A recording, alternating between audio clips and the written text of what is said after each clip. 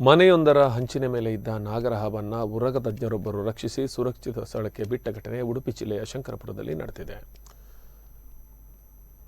ಉತ್ತರಾಖಂಡದ ವ್ಯಕ್ತಿಯೊಬ್ಬ ಉಡುಪಿಯ ಶಂಕರಪುರಕ್ಕೆ ದುಡಿಮೆಗೆಂದು ಬಂದು ಬಾಡಿಗೆ ಮನೆಯಲ್ಲಿ ವಾಸವಾಗಿದ್ದರು. ಆತನ ಮನೆಯ ಹಂಚಿನ ಮೇಲೆ ನಾಗರಹಾವೊಂದು ಓಡಾಡುತ್ತಾ ಭಯ ಹುಟ್ಟಿಸಿತ್ತು.